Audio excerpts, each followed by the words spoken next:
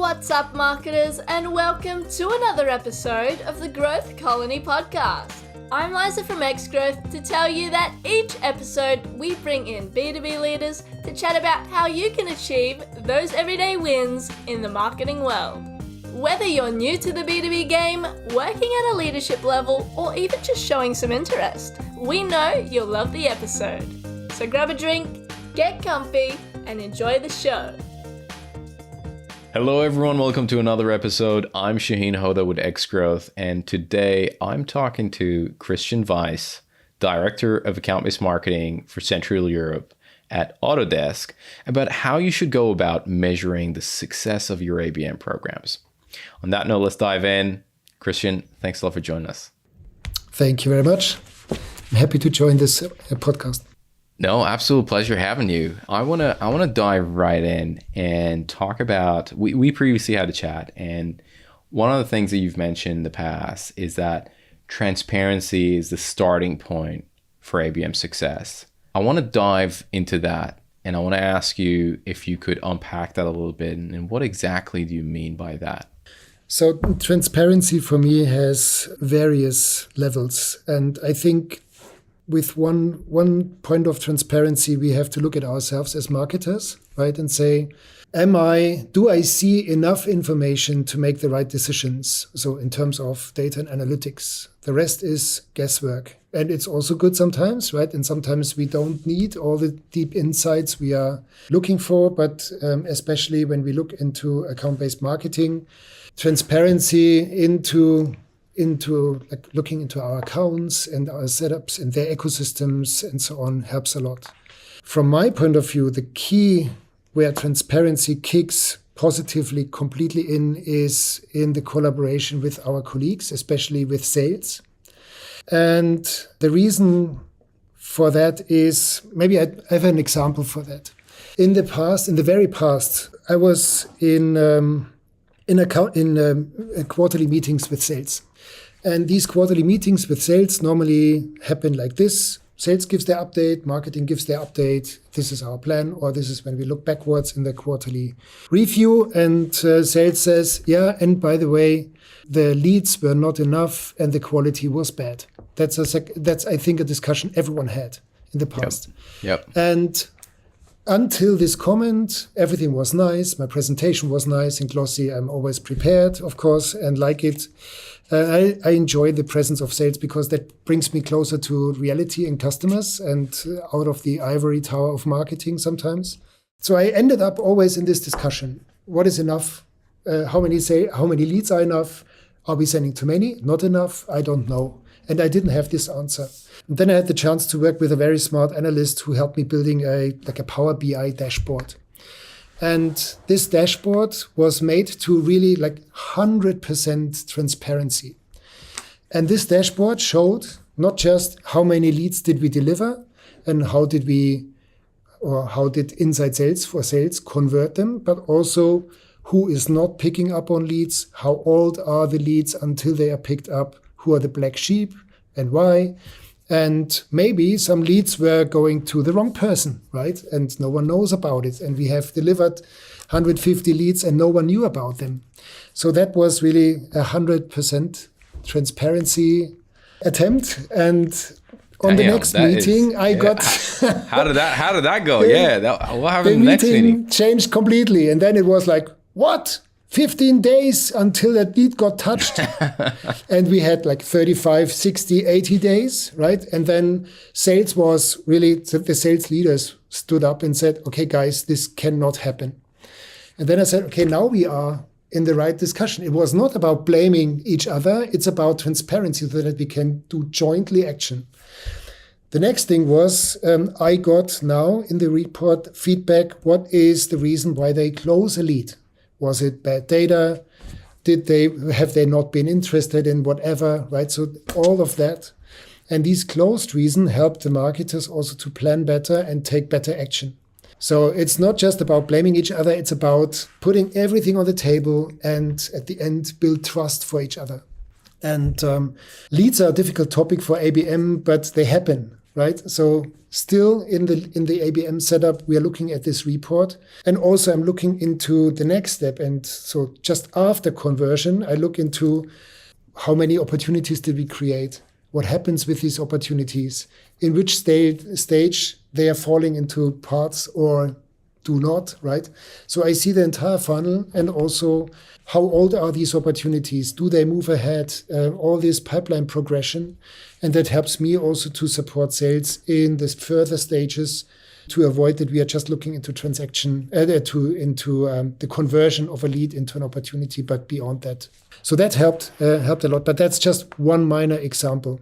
On the other side, I think transparency helps also in the things of what can ABM deliver and what not. Because especially when you start with ABM, you have a tendency of over-promising and you tell whatever, right? We are standing now in the water and with a spear and we fish every fish personally. Anything that passes, we'll catch it. Exactly. And not with a net, of course, not with a net. And then, so when I looked into the data we had available when we started, I figured out, yes, we have a spear, but we are standing in the dark. Right? I had no idea. All the contacts we have collected over the past X years, I didn't even know who that was.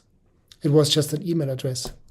So also here, transparency helps a lot to help sales understand in which stage of ABM am I, in which evolution stage. But also on the other side, it helps me to be realistic with myself, right? Got it. I love that. And I know the analogy of net and spear has been evangelized by many in the ABM space. Yeah. And I love how we have the spear, but someone turned off the light. We're with a spear, but it's pitch black and it's the middle of the night, and exactly. That's not very helpful. In fact, we prefer the net at that situation. Exactly. Okay. I guess my next question is, why do you think that this is important? Why do you think this is such a critical component for ABM? Because we are now interdependent with other colleagues from other colleagues in the company. We are depending from sales, we are depending from account teams, from customer success, and so on. And if we really, really, really put the customer in the center and not sales and not marketing or anyone else, or the revenue target, right? We put the customer in the center and look deeper and take action. Then we work as a real team. So I'm using very often this analogy of the pit crew when a Formula One car hits the pit stop. Everyone knows exactly what to do, but they have different functions, right? And it's about the driver and the car, and it's not about my own personal expectations, what the other one should do. It's about my task to make this driver and the car successful. And the fundament of this is a book I've read about and did several trainings about it. It's about the 5 dysfunctions of a team. I don't know if you know this. Yeah, great book. And the fundament is trust. I know exactly that the other one is doing a great job and I'm doing my best as well. And we use our trust level to be successful. If we start with a revenue target, we start maybe also with beating each other up or blaming each other. But transparency helps us to have the first steps in the right direction and on the same level. And then we are working as a team. So from my point of view, transparency leads to trust, and trust leads to the right decisions, better decisions, and we also use everything we know to share with each other. So no one holds anything back because that's my territory and not yours. And this openness and trustfulness helps us to make the best decisions for our customers. That is so good. First of all, I love the analogy of the pit crew, but also how the transparency connects to trust and then connecting to those better decisions. When you're looking at ABM programs, this is a little bit of a different conversation. When you're looking at ABM programs, what is the time horizon that you're looking at from kind of measuring success? This is, from my point of view, one of the most critical areas in ABM in the relationship between sales and marketing, because sales looks traditionally at this quarter and maybe the next one. And these are not the quarters where ABM should look at. Because, you cannot build a customer relationship in 6 weeks or in 8 weeks or in 2 weeks and not in 12 weeks, right? You have to start understanding the customers. You have to start looking even deeper, have conversations, do discoveries. And then what's also missing many times is do a strategic plan. Describe by when do I want to achieve what with this account? And then do I need marketing for that, right? Sometimes it's a renewal of a contract and nothing else. I don't need marketing for that. But if I'm able jointly to describe my future goal in 3 quarters maybe, then I can start working really with sales. But this challenge of thinking and working long-term and strategic first and looking into my today's results of this quarter, do I make my quarter? This is, I think, a tricky thing. So what we have at Autodesk is we look at the 5-quarter rolling pipeline. So it's less this quarter, this year, and after this fiscal year, we are falling from the cliff. It's more a rolling pipeline where we constantly look into future pipeline gaps. And so my advice to every marketer is look at not this, not the next, but in 3 quarters, and look at where are the gaps. With which customers do you have the biggest gaps? Is it the customer who is least engaged, or is it the customer who is most engaged, right? Is it whatever? But it changes your strategic plan, but you have to look further out in the future to really build the right content based on insights, align with all the account colleagues and peers. And that requires several quarters to work against. But then I think we are better, right? Okay, so you're saying you look 5 quarters out. That's really the horizon. You talk about you look at pipeline gaps. Can you define that? What do you mean by you analyze pipeline gaps? Like, what are you looking at? So, of course, we have different filters. I can look at the pipeline based on renewals only. I can look at renewals so we are a software as a service company. So renewals are critical for our business, and the new business is critical. So I can look at new business only, new business and renewals, or only renewals. And I see the pipeline. So every opportunity which is already in these 5 quarters. So I can also, as a sales rep, say, in 3 quarters, this opportunity will probably close. And based on that, I see also the marketing contribution in my report. So I can see, based on leads, this has led to opportunities, but mainly based on the influence we have done, based on engagement. How much did we influence of this pipeline today and in the future? And therefore, I can also see how much more can I do in 3 quarters to increase the engagement of these accounts, to increase the support of the expected pipeline. And that makes it so interesting because I see the pipeline, but also I see how much did I do already as a marketer to support this future pipeline. And that brings us to a different level of conversation. Interesting. So I'm guessing so you're looking at, let's take an example. You're looking at the timeline, and there is a deal that is coming up in 3 quarters time. Mm-hmm. And this is a renewal deal. So how do you approach that? Is that, you're saying, okay, what is the current today's engagement level with this account? And I'd love to kind of dive deep in terms of like, what do we mean by engagement, right? Mm-hmm. And then how do you kind of plan for that? Does that make sense? Yeah, makes absolutely sense. And sometimes you have a customer where it's absolutely clear that the renewal will be super successful for sales. And it's already obvious that these goals will be achieved. So my question would be, what do you need marketing for? For like little fireworks on the table when you're there signing the contract, or stickers, or I don't know, balloons, or whatever, or a nice event? Or is the account where the renewal comes up so low engaged or disengaged or not interested, or is behind the expected goal we have calculated, that marketing can make a difference? And then the marketing can follow any goal within this account plan, right? Support the adoption, make more people aware that they have a contract with us so that they're using our software or whatever, right? It could be the missing buy-in of executives to drive this contract further or to grow this contract. It could be so-called white space, where you say, I'm super in this department, but not at all existing in the other department. So what can I do to move, or to extend my footprint? And this is why we need longer term plans, right? That doesn't work if I have just one quarter to close the deal. Okay. And therefore, so I think that makes sense, right? To really go deep into it and say, is it necessary to involve marketing here or not? We all have not unlimited resources. Yes, of course. That's always the biggest challenge, resources.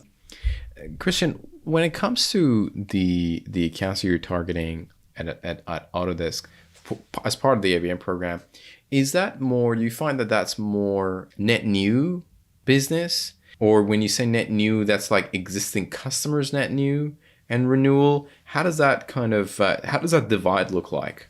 So it's with our products, it's relatively difficult to find in this larger company size a customer who is or someone who is not a customer. There's no presence. Yeah. So the amazingness of Autodesk. It's everywhere. But yeah, but the problem is rather, so how big is our footprint, right? So if a customer is a strong customer in their real estate department, but maybe not in the factory area or in design, then I can treat this department like a new customer, right? It's this white space is then like a new customer acquisition. I don't know the relevant people. The people are not engaged. They are using the wrong products maybe, or no products from us, or competitive products. So it's like new customer acquisition within an existing account. And these large accounts, they are so complex that it's anyway like a new customer.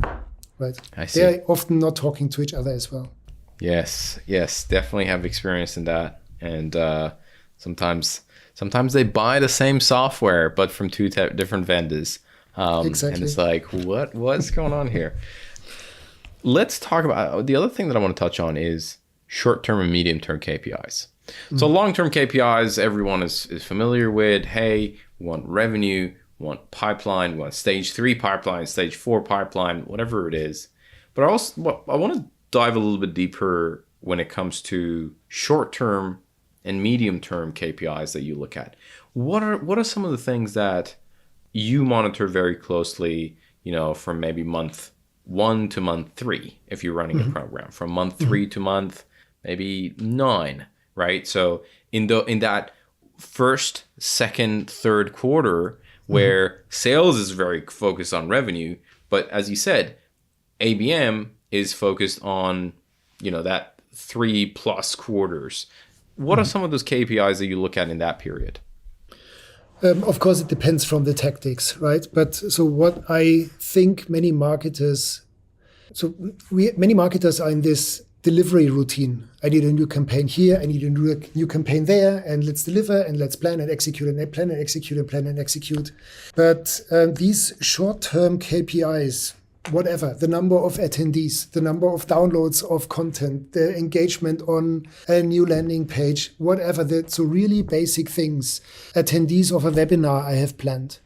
These shorter-term KPIs help me not just to report out on the next QBR I don't care about. It's helpful to optimize my campaigns so that they are really long-term running. We deliver, and do new stuff because that's our routine. But I think we are creating a lot of marketing waste with that.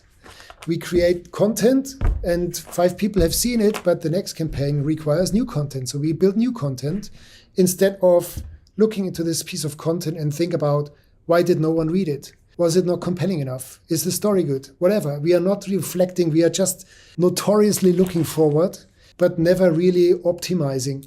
And I think also in terms of resources, sometimes or very often, the optimization of a program could lead to success instead of just putting it to the dump and create the next thing. And especially when we think about ABM, where you should build relationships and trust with customers. What do they think about us when we constantly throw stuff against them instead of, or also by pretending we know them, but without knowing them? So we bombard them with stuff without getting better into what we do. So I think these short-term KPIs sound very basic and very transactional sometimes, but they help me to get better in what I do instead of just putting it to the dump and throw the next thing against my customer. Interesting. So some of the traditional KPIs that kind of demand gen marketers have been looking at, you still look at that in the short term to kind of evaluate the success of programs. Exactly. And so I think so you mentioned engagement, to look a bit deeper in the conversation when we go further out with this podcast. But I think engagement is a critical measure here as well. We call it meaningful engagement. So it's everything someone does actively. Of course, ideally also depending from their job level, their hierarchy level, their function, and so on, to avoid that in a large corporation, 5 working students are downloading a trial and we think this entire account is highly engaged.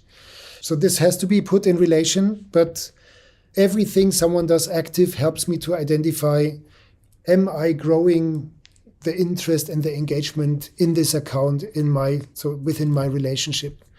When someone used this analogy, and I really like this. It's about personal relationship as well, right? Sometimes we think we go into a bar, and I'm as a marketer, I say, hey, can I get you a drink? Because that person wants to talk to you right now, and that person wants to marry you in an hour, right?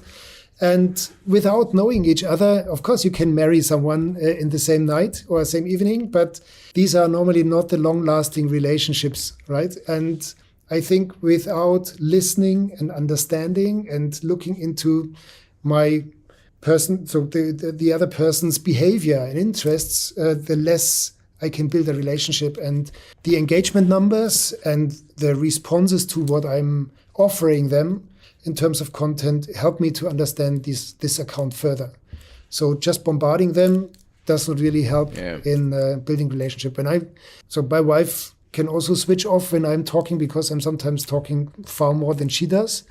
But if I'm just talking, surprise, if I'm just talking to her and she has no chance to talk to me, how could I know what she thinks about topics? Yeah, exactly. Right? Exactly. You talked about account engagement. Do you treat that as the same way of like account scoring? Is that the same? You taking the same approach? How does that look like? Yeah, so this feeds into the account scoring as we do it. So we have 4 account scores or engagement scores: low, medium, high, and very high.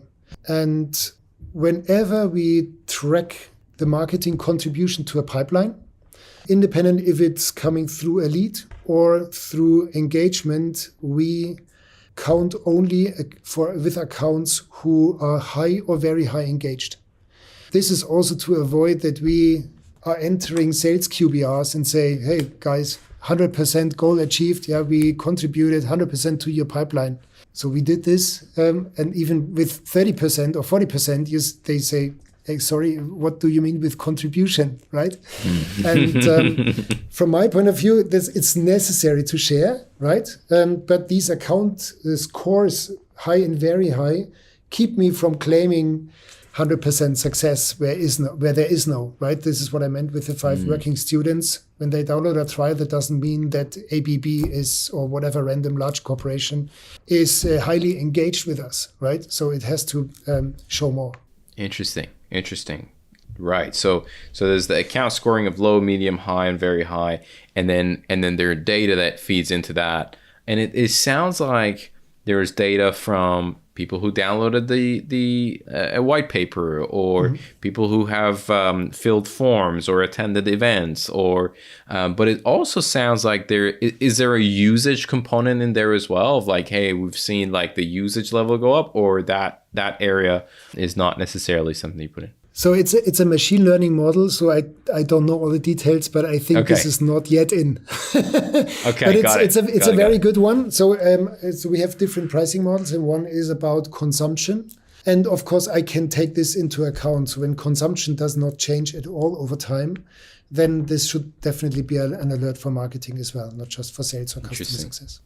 Yeah, I think the account scoring is one of those things that you could go very deep into the rabbit hole very quickly and then be very overwhelmed and then you can easily cheat yourself.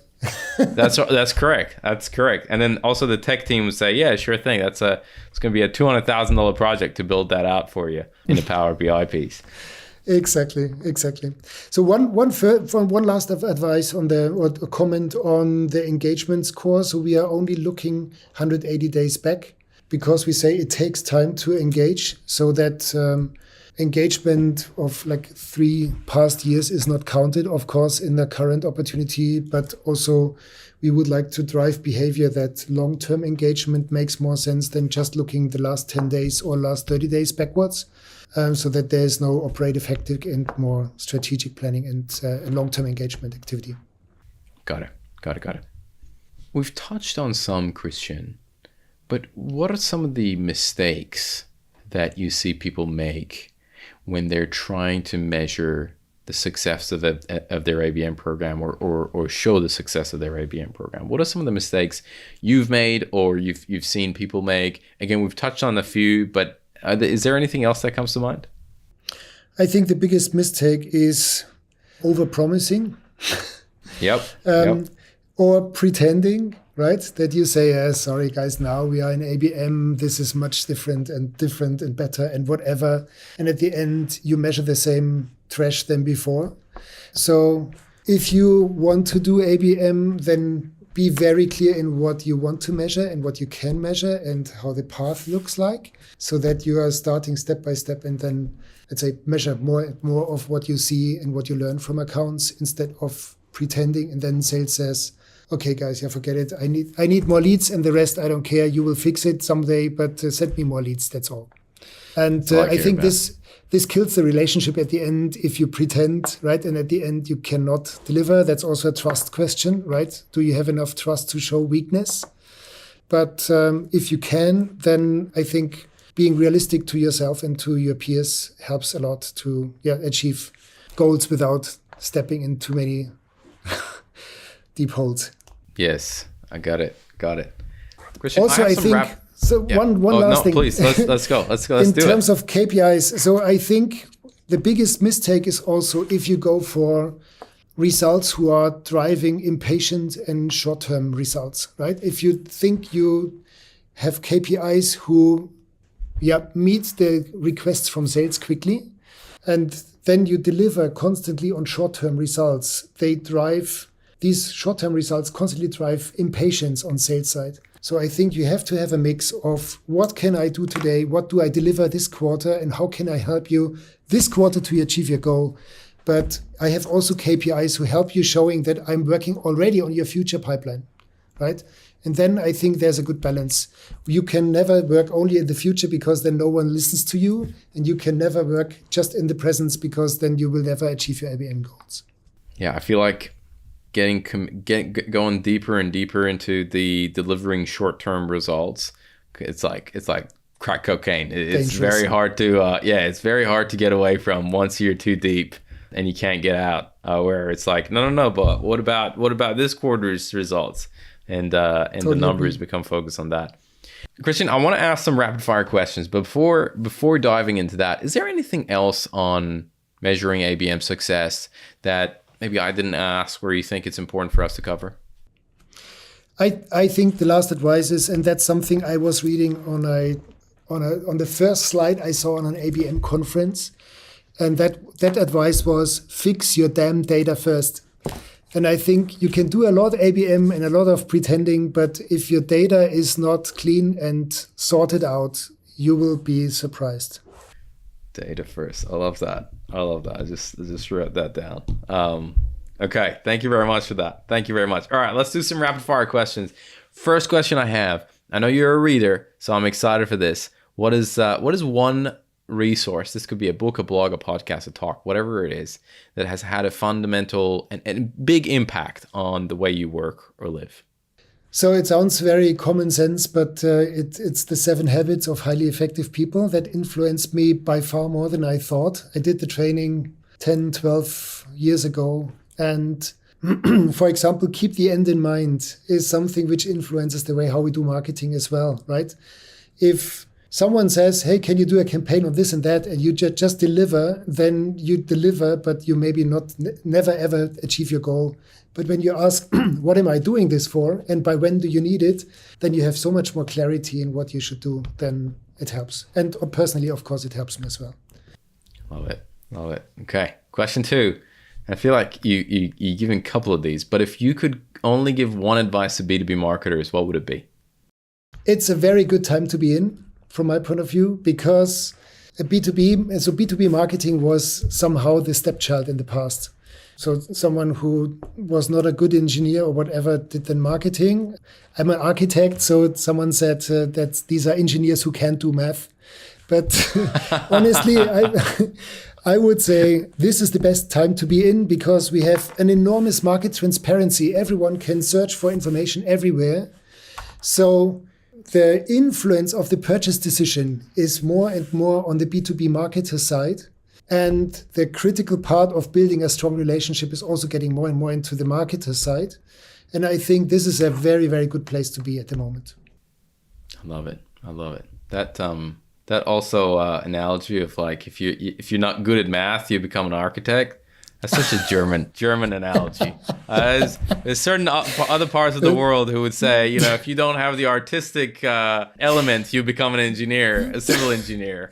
But not in Germany. Not in Germany. Okay. Question 3. Who are some of the thought leaders, influencers, people who are active in the B2B space that you follow? So it's difficult to mention names. There are, of course, several lists of people, but someone gave me an advice and said, if you want to be on top of a topic, really on top, then spend some time every day or once a week for some hours and dig deeper into this. And I think in this dynamic world of changes in technology and insights and behavior in marketing, it's good to listen to these people who are building opinions at the moment. Even if it's just a comment of these people, it's very good to follow them, to see on what do they react, what makes them emotional or angry, right? What do they think? What keeps them awake? And you don't have to read every article, but just watching them making good and bad decisions or whatever, right? Brings you to a different level, I would say. And what I also do is I'm relatively well connected to several marketers outside of the company. And we are just meeting for exchanges from time to time and give update to each other. And I think that helps also to learn from other people's mistakes so that you are not just learning by doing or by mistakes. Christian, can you give me an example of this? Like how, like maybe not names, but like an example of someone who, you know, talks about this but yeah, like people you talked about, they build opinion. It's good to follow them and see whether they're right or wrong. Any particular example that come to mind? Yeah, so there are people who say, okay, these 5 people you have to have in mind when you do ABM. Or so write short articles or comment on something. So I had one situation where a tech provider for ABM made a statement, a provocative statement. And of course, so sometimes I'm reading it half through and then I beat back, right? Or make a comment. And then it ended up in an invitation to see the presentation of this product by the CEO. And I said, okay, I'm in. And he organized like 2 more people who shared this. And I was completely blown away and impressed. And now we are exchanging conversations, and I get also requests from his side.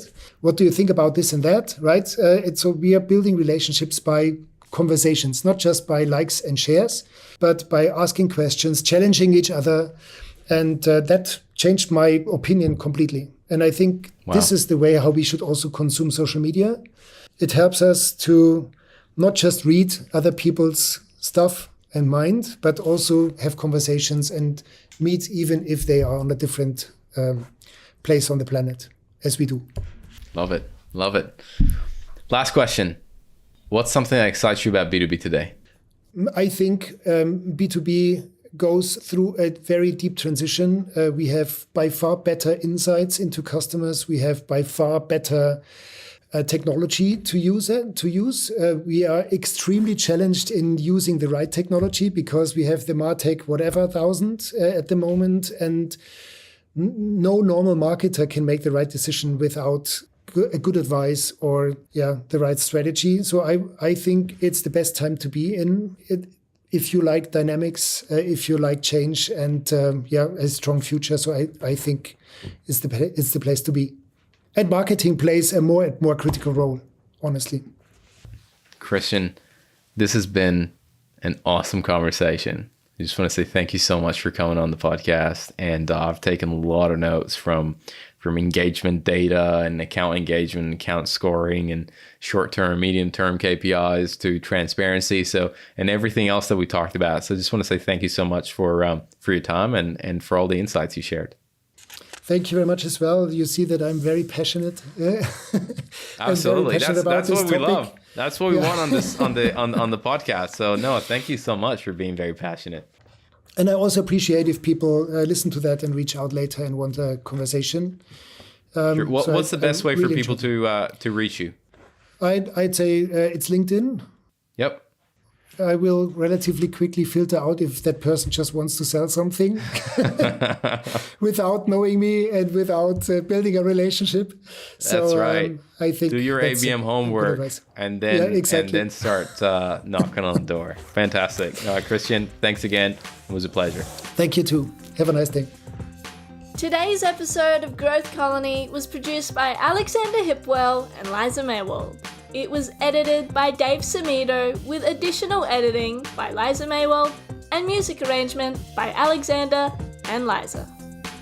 Special thanks to Tina Wabe. We couldn't make the show without you. Growth Colony is hosted by Shahin Hoda, Director of Growth at Xgrowth. If you enjoy the podcast, please subscribe and give us a rating on Spotify or Apple Podcasts.